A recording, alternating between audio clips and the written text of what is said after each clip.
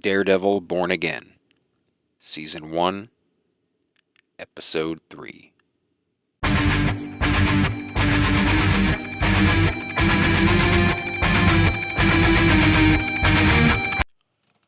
Ladies and gentlemen, welcome to Marvel Plus, the podcast devoted to all things MCU. My name is Brett Scott. I am your host, and this is the show. Man, did we have a cool episode. Listen, this episode of Daredevil didn't actually feature any Daredevil, didn't really have any action, and still to me is one of the best of these first three episodes. Just showcasing Matt Murdock, the man behind the mask. I feel like this episode specifically really emphasizes how important the man is that dons the mask. Whether it's Hector Ayala or Matt Murdock, it's about the character of the man and how good of a man it is and what they're capable of outside of their costume. And I just loved it. I loved it. I mean, it rolled like a courtroom procedural, like an episode of Law and Order, but like a really, really, really awesome episode of Law and Order, right? And there are some awesome episodes of some of those courtroom procedurals. Man,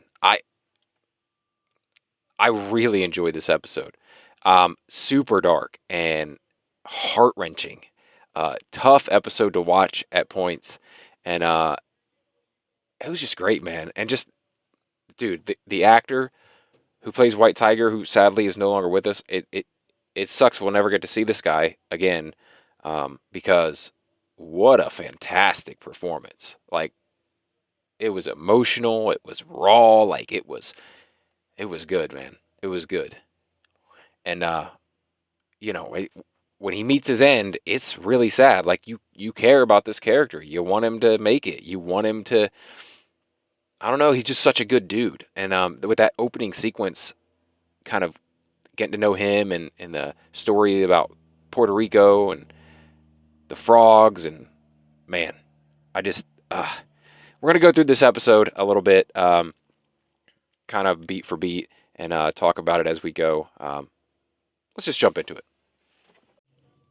Actually, you know what? Before we get into the beat by beat part of the episode, if you are a fan of the MCU at all, why are you not already subscribed and favoriting and following this podcast? You absolutely should be. It's the number one podcast for all things MCU. Make sure you favorite or follow. And if you want extra content, if you're already a fan of what I do here, you can come check out the Marvel Plus Patreon. Just look up Marvel Plus Podcast on Patreon. Come join the Marvel Plus Facebook group. We're having a bunch of great conversations over there. A lot of cool memes being posted. Great conversations going on. So come join that. And if you're interested in being a guest to talk about Daredevil or any other series or film that's upcoming, please reach out to the show at marvelpluspodcast@gmail.com. There you can also leave feedback, commentary, whatever you want to talk about this episode or past episodes or the show in general, whatever you want to talk about, send me an email. But yeah, all right, now let's jump into it. All right, at the start of this episode, we open up with Matt inside Hector Ayala's cell, or at his cell, talking to him. And this is where the actor, Camar de los Reyes, gives a powerful performance that I was alluding to before. Just really meaningful monologue regarding his home in Puerto Rico, and like I said, the sounds that the frog makes and how it annoys tourists, but the people who live there love it because it means their home. It's fantastic. It's really great. But then we move on to Nicky Torres, which is the guy who witnessed the quote-unquote murder of the police officer, the guy who was getting tuned up by the cops, and White Tiger, Hector, came to save him. And we have everyone trying to protect him, right, so that no one can get to him before the trial. Like, he's found him, he's agreed to testify, and Matt's got to protect him and get him there in one piece. in order to, because this is like the only person that can help him win this trial. This is the only way that Hector Ayala is walking free. It turns out he's like a local drug dealer and police informant, right? And apparently he did something to Officer Powell and the guy who got thrown off or fell off the platform in front of the train, and apparently he did something to them to piss them off. Like I don't know what it could have been. Man, what could it have been? I actually think we're gonna come back to that at some point. Like finding out why they were tuning this guy up, what they were beating him for, what they were trying to get out of him, or what he didn't succeed in doing for them, or what have you. I feel like that's gonna come into play at some point.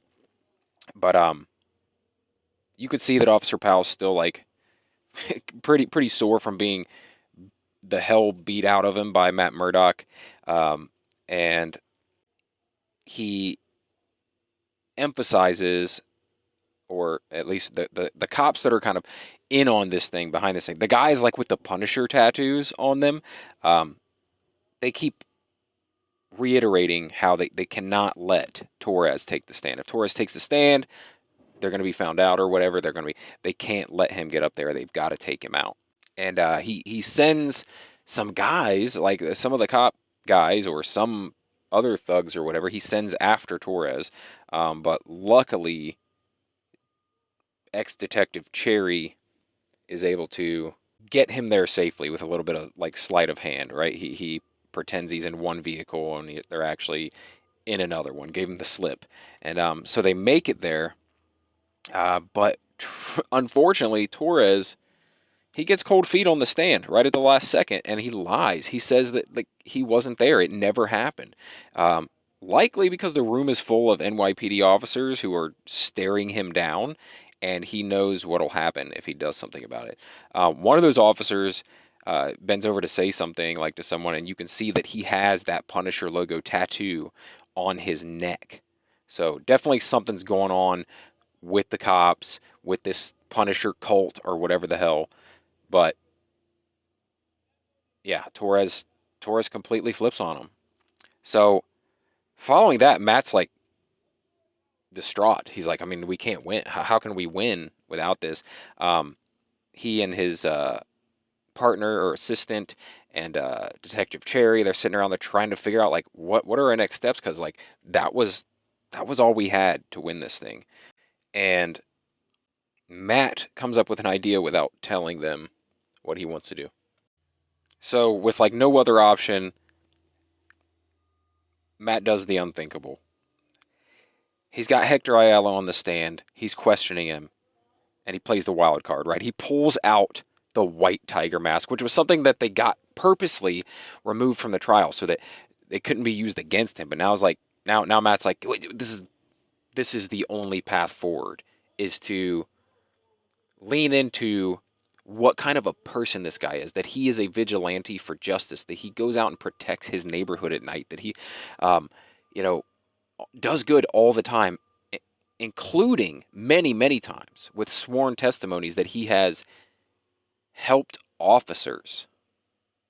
And he's like, is this a man do you think would just brutally murder a police officer on a whim? A man that would go up and just attack police officers for no reason? So, I mean, that's his big play, and they're hoping it might, play off in the end. But it works. It works. In the end, it ends up working. He's in this big emotional moment. Hector Ayala is acquitted of all charges, first, second, and third degree murder, making him a free man, right? Even though he's a vigilante and blah, blah, blah, he's set free for the crimes that he was being accused of, which was not being a vigilante, right? So I guess they can overlook that, and he can be released because that's not what he's on trial for.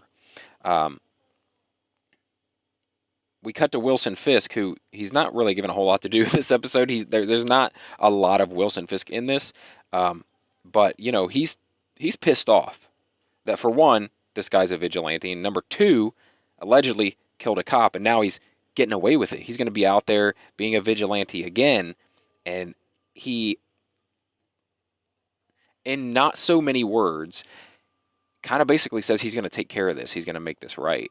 Um, he asks to meet with the reporter that he met with, which is Ben Urich's daughter.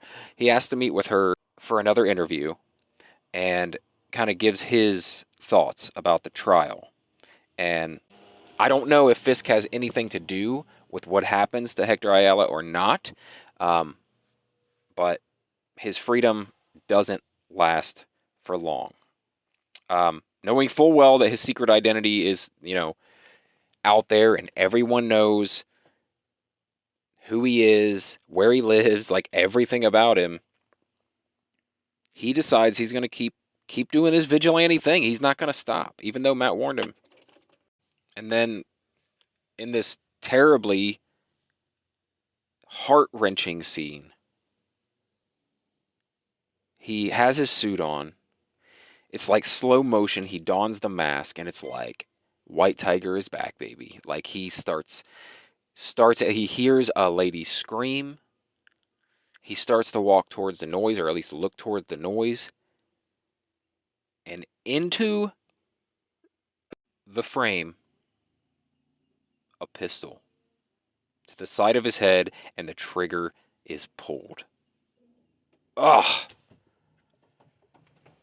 As I said earlier, man, heart-wrenching. Like, you want this dude to make it, you know? Um, and he just doesn't. And just, I think there's just like an added element of hurt to it because of the untimely death of the actor who's playing Hector Ayala. And it just makes it that much more sad, right? That we're never going to see this character again. We're never going to see this actor portray this character again. And it was just such a great performance. Like, not a lot of screen time, not a lot of Hector Ayala in this series, right? 3 episodes and he's done, and there's still 6 to go, and probably several seasons to come. And I feel like he left an impact, man. Like, he did a fantastic, fantastic job. That's not the end of the scene, because walking away from the crime scene, we get a glimpse of the assailant. We don't see their face, but we do see a Punisher skull printed or spray painted on a flak jacket or bulletproof vest. Um, and it looks like it would be the Punisher, right? And I'm sure to the uninitiated, it's like, what? The Punisher? The Punisher did that? Why would the Punisher do that? We know as fans that there's no way that's Frank Castle. That's another one of these wannabes, another one of these Punisher cult guys, right? Probably a police officer. Uh, and they're kind of getting revenge for their fallen comrade. And we've seen this, right? We've seen this in real life. We've seen people don the Punisher logo that are not the Punisher, clearly, and use it for ill means, like doing what they think the Punisher stands for, punishment, at all costs. And that's just not what Frank Castle is. That's not who he is. And even if it is who he is, it's not who he wants other people to be. He doesn't condone it. He's kind of like this lost soul, this guy who has nothing to live for. He doesn't want the police officers using that and using his symbol as some sort of representation for the things that they do. He's supposed to be, I mean, they're supposed to be like the law, right? He's like the antithesis of that. He takes the law into his own hands, and police officers should never be doing that. Like, so for a police officer, it's just like a betrayal of the oath to be a police officer. And then having it be like the Punisher or Frank Castle would condone this or like approve of this, that doesn't fly with Frank. There's even a comic book, or maybe even a couple comic books. One I'm thinking of in particular, though, where this actually happens, and the cops have his logo on some of their gear or on their cars, and they're acting in ways they shouldn't be, like brutalizing people and stuff. And Punisher catches him out one night and tells him exactly what he thinks of it. Like, this is not like I'm no one to emulate, and also you're supposed to be the law. You're supposed to be the good guys, the protectors. Okay, you're not the punishers. You're not the people that are supposed to go out doling out pain. And I don't approve of this. Like, you think you're representing me in any way? I want nothing to do with this, and you shouldn't be using my logo. In fact, I think he may like damage the logo that's on the car or whatever. Um, but yeah, this is straight from the comics, like this cult, this cop cult, Punisher cult, and I'm curious to see where it goes. I'm curious to see because I mean, Frank's not happy. Like something's gonna go down. Does Frank find out about this? I'm thinking Matt finds Frank to inform him about what's going on, and then Frank wants to take it into his own hands and kill these guys. Matt's probably not going to let that happen, but we have been told this is a very dark version of this series, and so we might get some Punisher killings, man. I mean, I hope so. I hope some of these guys get it. Some of these guys that are murdering people, especially like the guy who murdered Hector Ayala, I hope he gets it. I hope Frank gives it to him. I I can't wait to see Frank Castle. I know we know we're gonna see him. We know he's part of the show. Clearly, he's a big part of the storyline. Maybe not him per se, but the idea of him and the fact that he exists is a big part of this season. So I can't wait to see him, how he's going to interact with Matt. We saw a little, clip from the trailer where he's like disheveled and he pulls up a hatchet like he's going to attack Matt. I'm assuming that was like when Matt first sought him out and Frank didn't know he was coming. He probably breaks into his hideout or whatever. And so I don't think there's going to be any like big time animosity. I don't think we're going to see Frank and Daredevil go at it, but more likely team up in some way. And when Frank wants to take it further, Matt won't allow it. But we'll see. We'll see. A lot of times Frank does what he wants, regardless of what Matt wants. So we saw a lot of that in Punisher season 2. I mean, Daredevil season 2. And it's like, where has Frank been for the past few years? The last time we saw him was at the end of Punisher season 2. And what's he been doing the last few years, right? The same years that Matt was being Daredevil and then quit being Daredevil. While Wilson Fisk was out of the picture for several years, recovering or what have you. Like, where was Frank Castle? What was he doing? Was he still being the Punisher? I don't know, man, because we see him all disheveled like this, and the only time we've seen him like that before is season 1 of The Punisher, where he had been kind of in hiding and using a fake name, Frank Castiglione, right? And working at a construction site. So I don't know. What's Frank been up to? I'm curious to find out. I can't wait to find out. I love The Punisher. Um, yeah, great episode, man. Like, heart-wrenching. No Daredevil at all. No superheroes. Um, Not much action. Unless you consider a guy getting shot in the head action. Um, just such a great, I don't know, such great performances, such a great story. Like, it was all courtroom stuff. I kind of love that, though. Like, even in the original Daredevil series, there were these episodes that were more leaning into, like, Matt Murdock and what Matt Murdock does, right? The man, not the mask, and his acumen in the courtroom. And that's another thing I love about Daredevil is he's a badass. He's a badass in the courtroom. Like, he's an awesome lawyer. And I think that's what makes him, kind of happy at this point where he doesn't need to be Daredevil to get things done. But when something like this happens, when justice is served and the guy is set free and then he is killed, like, Matt's gonna be on the verge of donning that suit again soon. I don't know how soon. Maybe halfway through the series, maybe episode 5 or 6.